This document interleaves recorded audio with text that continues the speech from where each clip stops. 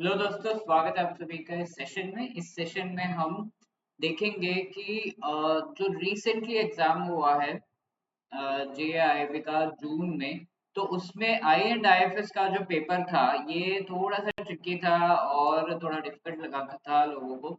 और इसमें ये चीज देखी गई थी कि कई सारे लोग एकदम बॉर्डर पर आकर क्वालिफाई नहीं कर पाए। तो we will just have a look कि what were the 5 important learnings from this particular exam, ताकि हम next टाइम के लिए अगर प्रिपेयर कर रहे हैं तो we should be really careful कि हम कैसे आगे प्रिपरेशन करें।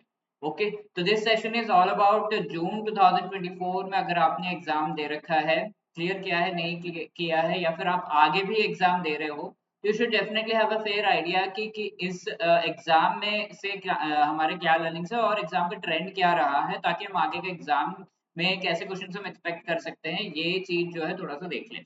राइट, सो 5 की learnings I and IFS JAIIB June 2024 exam जो हुआ था उससे हम इस पर्टिकुलर सेशन में देखेंगे। Okay, the first thing that I would like to say is कि ये जो एग्जाम थे ये मॉडरेट लेवल का पेपर था। इसमें आई कैन नॉट से कि काफी डिफिकल्ट था या फिर काफी इजी था।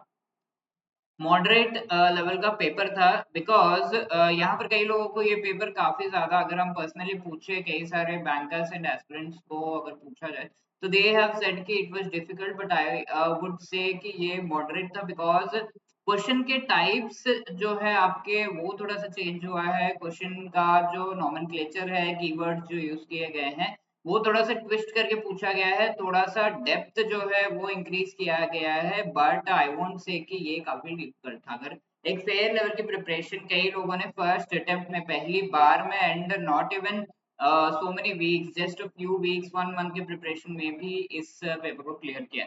सो it was a moderate level of paper like IIPF का पेपर जैसा होता है। बट या थोड़ा सा तो ट्रिकी था, थोड़ा सा तो समझने में समय लग रहा था।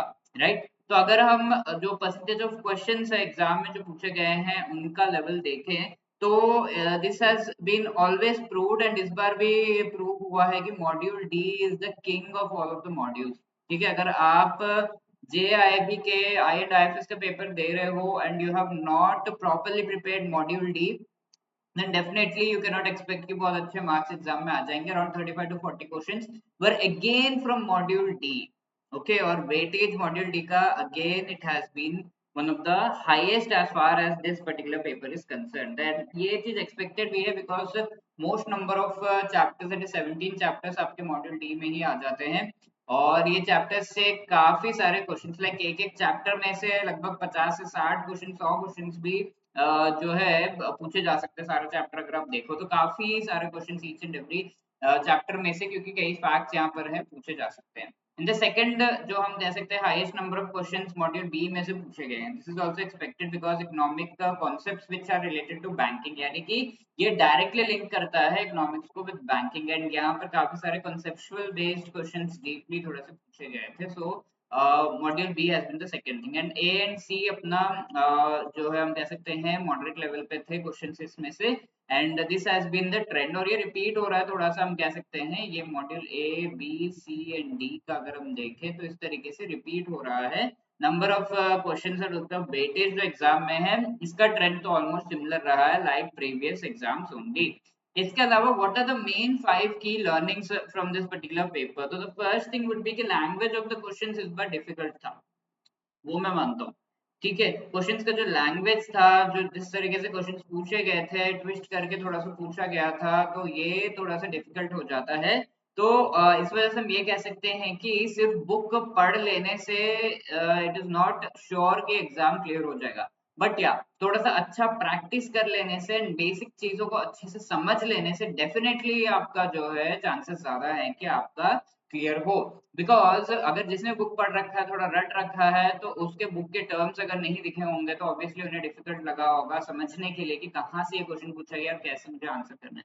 सो उनके लिए काफी डिफिकल्ट हो गया था। बट जिसका बेसिक कॉन्सेप्ट क्लियर था, जिसे चीजें समझ में आई थी, वो इन क्वेश्चंस को थोड़ा आराम से कर पा रहे थे। ठीक है, तो यस डिफिकल्ट था। इसके अलावा as I said, just reading the book is not enough, practice करना बहुत ज्यादा जरूरी है। मॉक्स वगैरह जो आते हैं कहीं से भी जहाँ भी एमसीक्यूज आपको मिल जाए, you should definitely practice and you should also सी कि थोड़ा सा ऑथेंटिक हो जहाँ पर एमसीक्यूज एग्जाम लेवल के बनाए जा रहे हैं, because it is really important कि थोड़ा सा डायनामिज्म दिखाया जाए आई एंड आईएफएस के पेपर में, जो कि एग्जाम में डेफिनेटली आता है। ठीक है, तो ये चीज थी कि मॉक टेस्ट अगर किसी ने प्रैक्टिस किए हैं थोड़े बहुत तो इट बिकम्स इजी। और आगे के लिए आई वुड बी एडवाइजिंग कि मॉक टेस्ट और प्रैक्टिस पे ज्यादा ध्यान दें इंस्टेड ऑफ, ऑब्वियसली टॉपिक्स तो हमें कवर करने, बट 60-70% अगर कवर हो जा रहा है सिलेबस तो मॉक टेस्ट पे ज्यादा ध्यान दें, किस तरीके से हम एग्जाम में क्वेश्चंस को अटेम्प्ट करना है वो देखें। टॉपिक्स जो क्वेश्चंस के थे वो सेम थे, अगेन आई वुड रिपीट कि टॉपिक्स जो क्वेश्चंस के एग्जाम में पूछे गए थे वो सेम थे, एक्सपेक्टेड टॉपिक्स थे, राइट, जो भी पहले से पूछा आ रहा आया जा रहा है वही टॉपिक्स थे। तो इस वजह से हमें अपनी स्ट्रैटेजी में बहुत मेजर चेंजेस तो नहीं लाने होंगे, बट वी नीड टू जो भी हम पढ़ रहे हैं उसे अच्छे से समझना होगा, ताकि एग्जाम में अगर टर्म्स और सेंटेंस फॉर्मेशन वगैरह चेंज की जा रही है तो वी आर रियली रेडी कि हम उसे आराम से जो है अटेम्प्ट कर पाए। और कुछ क्वेश्चंस यहाँ पे करंट रिलेटेड फिर से थे जैसे पिछले बार देखा गया था। तो अगेन इसके साथ हमारा स्ट्रैटेजी यही रहेगा कि हम बहुत ज्यादा इसके पीछे नहीं पड़ेंगे, बिकॉज कुछ क्वेश्चंस आते हैं और उसके लिए बहुत ज्यादा माथा जो है खराब करना जरूरी नहीं है। Along with that, we will be trying to cover these while we are studying। जैसे जैसे आप चैप्टर्स पढ़ रहे हो तो उसमें जो भी कंटेंट दिया हुआ है वो थोड़ा सा अपडेट करने की कोशिश करना हमेशा, और इस तरीके से सारा कुछ करने की जरूरत नहीं, कुछ चीजें जो है थोड़ा बहुत आपको अपडेट करना। फॉर एग्जांपल जो फॉरेन ट्रेड पॉलिसी है 2023 का रिसेंटली जो है पिछले एग्जाम में पूछा गया था, तो थोड़ा सा मेजर चीजों को एटलीस्ट थोड़ा सा अपडेट करके अगर आप पढ़ोगे तो ये इनफ रहेगा, वरना तो बहुत ज्यादा इस पे ध्यान देने की जरूरत नहीं। बुक थोड़ा अच्छे से पढ़ रखा है, प्रैक्टिस कर रखा है, तो definitely you can expect to clear. और यहाँ पर एक चीज तो काफी क्लियर हो गई है कि एकदम लास्ट मिनट प्रिपरेशन बहुत ज्यादा हेल्प नहीं करता, until and unless you have a good luck. आपको जो है अच्छे तरीके से लास्ट मिनट में एक हफ्ता 2 दिन पढ़ लिया, 1 दिन पढ़ लिया और फिर एग्जाम दे दिया, ये इस बार आई एंड आईएफएस में उतना ज्यादा जो है ये चीज नहीं हुई थी। तो थोड़ा सा लॉन्ग टर्म प्रिपरेशन आपको भी, एटलीस्ट मीडियम टर्म प्रिपरेशन तो होनी ही चाहिए, 1-2 महीने का तो थोड़ा बहुत आपको रखना पड़ेगा, I would say more than that. But अगर कोई नहीं कर पा रहा है तो एटलीस्ट 2 महीने पहले से तो एटलीस्ट आपको प्रिपेयर करना होगा। जैसे अक्टूबर का है तो एटलीस्ट अगस्त या जुलाई से आपको प्रिपरेशन स्टार्ट कर देनी चाहिए, आई वुड से अगर आप कर रहे हो तो अभी स्टार्ट कर दीजिए, that is the best time. इसके अलावा what should be the strategy ahead, हमने तो लर्निंग्स तो देख लिए कि इस पेपर में से हमने क्या सीखा, बट आगे का स्ट्रैटेजी क्या होना चाहिए। तो आपको इम्पोर्टेंट टॉपिक जो भी है उनका साथ नहीं छोड़ना है। ये टॉपिक्स आए ही थे एग्जाम में, ठीक है, हम आइडेंटिफाई नहीं कर पाए वो अलग बात है, बट ये टॉपिक्स आए ही थे एग्जाम में, जो भी टॉपिक्स से क्वेश्चंस पहले पूछे जाते हैं तो वही टॉपिक से क्वेश्चंस पूछे गए हैं। प्रैक्टिस करना है हमें ज़्यादा से ज़्यादा मॉक टेस्ट, ताकि हमें हर तरह के टर्म्स और जो कुछ डायनामिक चीज़ें भी हैं उनका भी आइडिया लगते जाए। जैसे जैसे हमने स्टैटिक चीज़ें तो पढ़ ही ली हैं, डायनामिक चीज़ें इन सभी का आइडिया लग जाए और वही हमारा करंट अफेयर से रिलेटेड प्रिपरेशन भी रहेगा। मैं ये नहीं कहूँगा कि बहुत ही एलैबोरेटली डिटेल में बैठ जाओ करंट अफेयर वगैरह पढ़ने, तो वो आपको हेल्प नहीं करेगा, बैंकिंग रिलेटेड चीज़ें ही पढ़नी है। तो थोड़ा बहुत जो पढ़ा हुआ है उसमें ही थोड़ा करंट रिलेटेड अपडेट्स अगर आप कर पाओ that would be. Again module D and B are the most important, ये दोनों छोड़ रहे हो तो please do not expect yourself to clear, क्योंकि ये काफी इम्पोर्टेंट है कि मॉड्यूल डी और बी अच्छे से प्रिपेयर हो आपका एएफएस का पेपर देते हुए। मोस्ट नंबर ऑफ क्वेश्चंस आते हैं, थोड़ा ट्विस्ट भी किया गया है, तो थोड़ा डेप्थ में कॉन्सेप्ट अच्छे से समझने का कोशिश आपको करना है, साथ के साथ टर्म्स एंड कॉन्सेप्ट जो है डीपली एंड प्रॉपरली आपको समझना है, जो मैं अभी ऑलरेडी बता।